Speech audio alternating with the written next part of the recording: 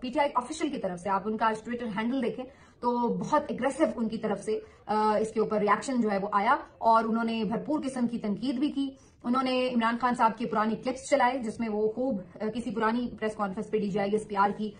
ٹھیک ٹھاک تنقید کر رہے تھے اور انہیں کہہ رہے تھے کہ آپ کو سے میں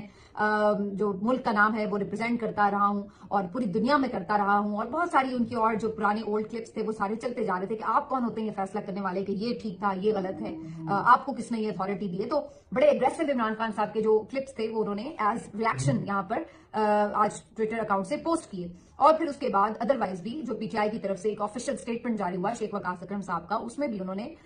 بڑا یعنی اوپنلی تنقید بھی کی اور ساری باتوں کے جواب بھی دیے. جو پوائنٹ اصل بات یہ کہ جب آپ سیاسی طور پر اس طرح کمنٹ کرتے ہیں تو پھر جناب سیاسی طور پر جب آپ بات کرتے ہیں پھر تنقید تو ہوتی ہے, پھر جواب تو آئے گا. اگر پروفیشنل ذمہ داریوں تک بات ہو تو پھر کوئی شاید اس طرح سے ٹارگٹ بھی نہ کرے, لیکن جب سیاسی طور پر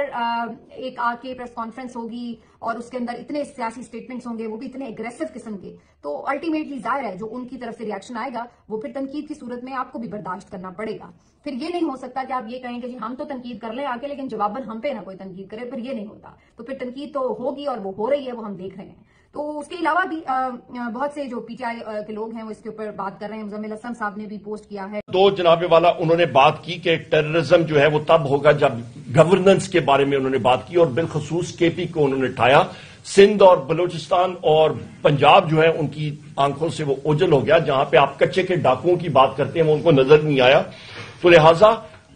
کے پی کے حوالے سے میں یہ بات کروں گا کہ فیصل امین خان گنڈاپور صاحب ممبر نیشنل اسمبلی جو ہیں انہوں نے کل زبردست ٹویٹ کی ہوئی ہے اور انہوں نے یہ بتایا کہ اس وقت جناب والا واحد صوبہ ہے جس نے آپ کے IMF کے ڈیل کو کرنے کے لیے انہوں نے پروونشل سرپلس دیا. پنجاب جو ہے وہ خسارے میں. آپ کا جناب والا اس وقت صحت کارڈ پہ 30.3 ارب روپے جو ہے وہ کے پی حکومت نے سپینڈ کیا ہے, خرچ کیا ہے, باوجود اس کے کہ باقی حکومت نے کے پی کا جو انہوں نے ادائی کرنی ہے 1500 ارب روپیہ خواتین و حضرات خیبر پختونخوا کا وفاقی حکومت نے دینا ہے, اس نے ادا ہی نہیں کیا. اور یہ جو ہے یہ سب کا سب کے پی اپنے وسائل سے کر رہا ہے اور اس کے اوپر تیمور خان جھگڑا صاحب جو فائنانس منسٹر کے پی کے رہے ہیں یہ بھی اچھے طریقے سے بتائیں گے. اسی طرح ادویات دیتے رہے ہیں, گندم دیتے رہے ہیں, یا پیکج جو ہے وہ دیتے رہے ہیں, یہ سب کا سب کے پی دیتا رہا ہے. مرکز نے کیا کیا کے پی کے لیے؟ ایگزیبٹ نمبر 2 پہ آپ آتے ہیں. DGI/SPR نے کہا جی کہ ڈسمینٹل دی انلیگل اسپیکٹرم. بہت اچھی بات ہے. انلیگل اسپیکٹرم انہوں نے کہا ہے کہ جی یہاں پہ valued at billions of rupees smuggling ہوتی ہے, باقی ساری چیزیں ہوتی ہے. تو میرا سوال یہ ہے کہ افغانستان اور پاکستان کے بارڈر پہ جو بلوچستان سے لے کے پی کے پہاڑوں تک جاتا ہے تو وہاں پہ کوئی بلوچستان کے مالخانے کا پٹواری یا گداور تو نہیں بیٹھا ہوا نہ کہ کے پی کا کوئی گداور یا وہاں پہ پٹواری بیٹھ کے وہ چیکنگ کر رہا ہے. تو جن لوگوں کے ہاتھوں میں ان سے ضرور پوچھیں. آپ کے جو ایران سے تقریباً اس وقت 550 ارب روپے کا پیٹرول سمگل ہو کے آتا ہے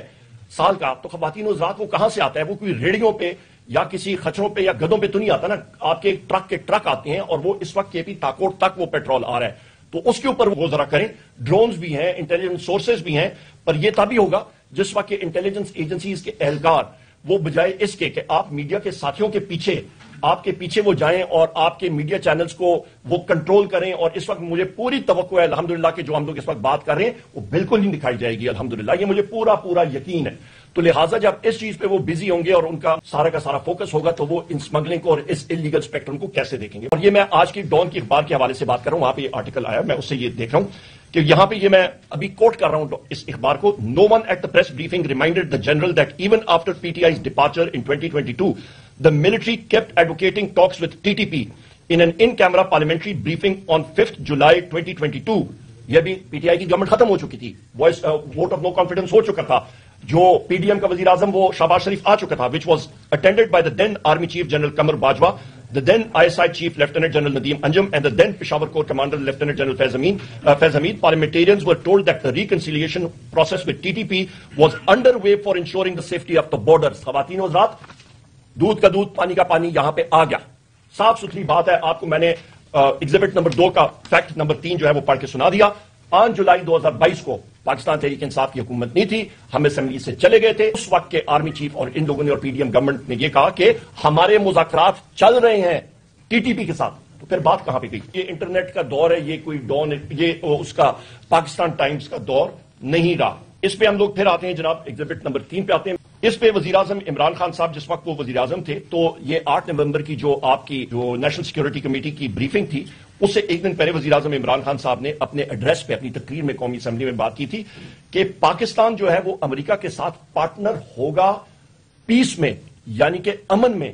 نہ کہ کانفلکٹ میں، یعنی کہ نہ کہ جنگ میں نہیں ہوگا، پر وہاں پہ پیس یا امن لانے میں پاکستان ضرور جو ہے وہ کام کرے گا۔ پاکستان انہوں نے یہ بھی یہاں پہ بات کی، یہ بریفنگ کے بعد یہ بات ہوئی ہے کہ Pakistan efforts pave the way for dialogue between Afghan factions and warring groups, اور